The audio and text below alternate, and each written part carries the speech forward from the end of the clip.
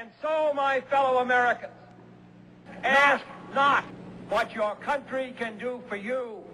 Ask what you can do for your country.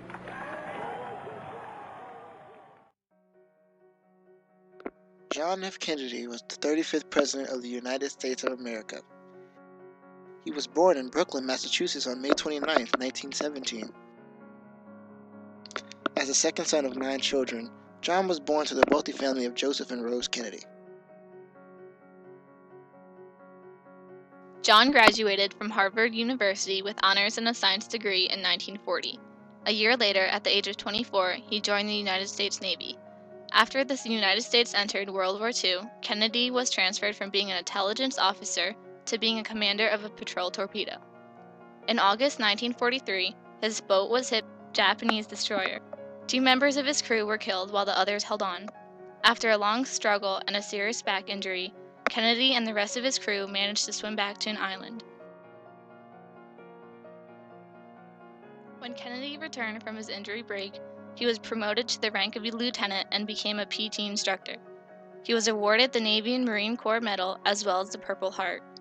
On March 1, 1945, he was honorably discharged. After the war, Kennedy worked as a reporter for Hearst newspapers. The next year, he decided to enter politics. With the help and never-ending support of his family, Kennedy won the Democratic nomination to the House of Representatives on November 5, 1946, in the 11th District of Massachusetts. He was then re-elected in 1948 and 1950. November 5, 1952, he was elected senator for Massachusetts, and that following year, he married Jacqueline Bouvet. Over the next few years, Kennedy started a family. 4 children were born, but only 2, Carolyn and John, who survived their infancy. January 2, 1960, Kennedy entered the race to become a Democratic Party presidential candidate, and that July he received his Democratic nomination for president. The great debates between Nixon and Kennedy began October 22nd in New York City. JFK showed up looking tan and healthy as ever, whereas Nixon wore a wrong-sized shirt and had a makeup malfunction. This historic moment is brought to you by Citizens for Kennedy. As I said at the beginning, the question before us all, that faces all Republicans and all Democrats, is, can freedom in the next generation conquer, or are the communists going to be successful? That's the great issue. And if we meet our responsibilities, I think freedom will conquer. This election was one of the closest in American history. John F. Kennedy defeated Richard Nixon by less than half of 1% of votes. At the age of 43, JFK enters the White House as the second youngest chief executive in American history, and the first Catholic to hold office.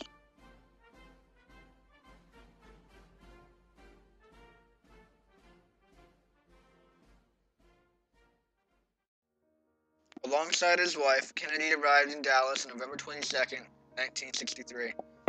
As soon as they exited the plane, they immediately went up to the crowds to meet and shake hands with the people of Texas. Dallas, November 22nd, 1963. Crowds lined the streets, waiting for the President of the United States to drive by. No one could fathom what would happen next.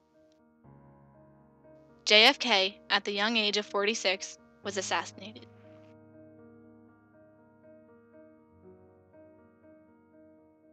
As the open-top presidential convertible turned down on Elm Street, the unexpected occurred. The President's car is now turning onto Elm Street, and it will be only a matter of minutes before he arrives at the trademark. We know it is the President's car. Another car directly behind the presidential car. Another Secret Service man spread eagle over them. We don't know. He saw the rifle being pulled back. And some several police officers are rushing up the hill at this time. He has been given a blood transfusion. It's official. As of just a few moments ago, the President of the United States is dead.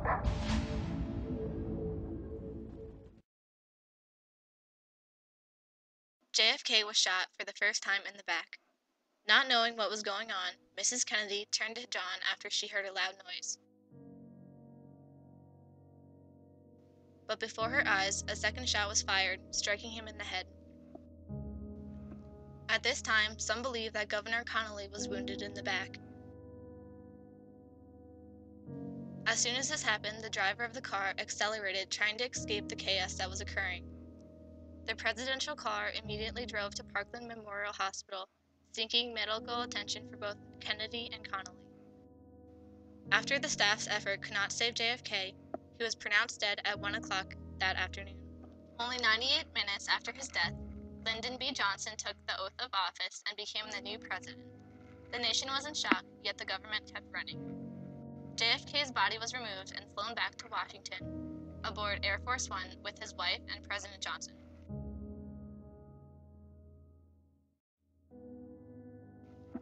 An autopsy was performed at Bethesda Naval Hospital, and 3 days later he was buried on Monday at Arlington National Cemetery. Crowds lined Pennsylvania Avenue, weeping over America's loss. During the 21 hours that the president's body lay there in the state capitol rotunda, about 250,000 people filed by to pay their respects.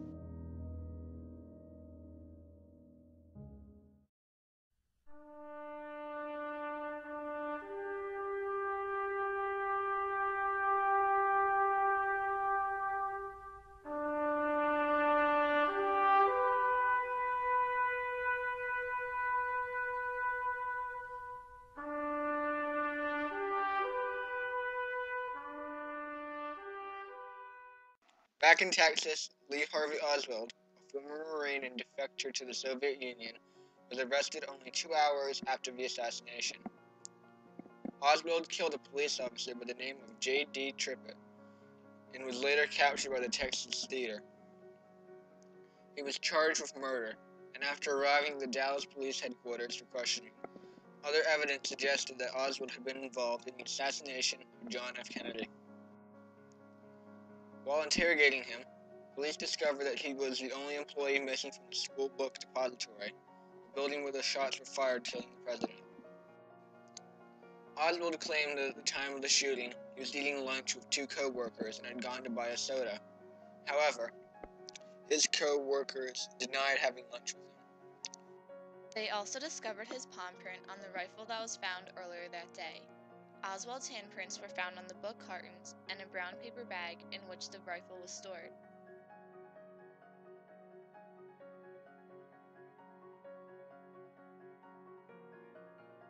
Police discovered that the rifle found was purchased under the name A. Hiddle. After Oswald was brought in for the killing of the officer, the police found he was carrying a forged identity card with the name Alec Hiddle. The rifle had been sent by the mail order company from Chicago to P.O. Box 2915, Dallas, Texas.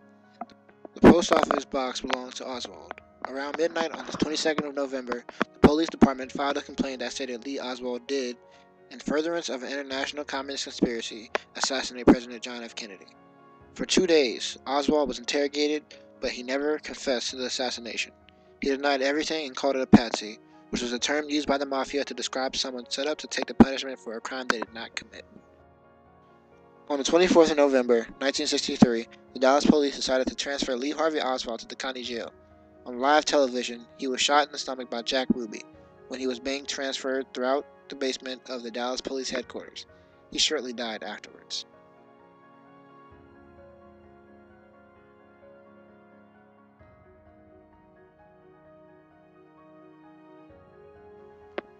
On November 29, 1963, President Johnson appointed the President's Commission headed by Supreme Court Chief Justice Earl Warren. Known as the Warren Commission, President Johnson directed the commission to evaluate matters relating to the assassination and the killing of the alleged assassin.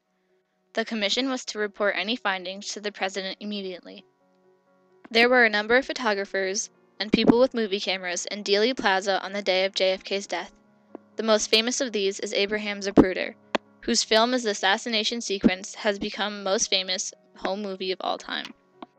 The Warren Commission collected and analyzed some of the photographs and films, but there was no comprehensive approach on the part of either the FBI or the Commission to procure a complete photographic record, although they did not find all they wanted and they were able to authorize what happened. President Kennedy was struck by 2 rifle shots fired from behind him.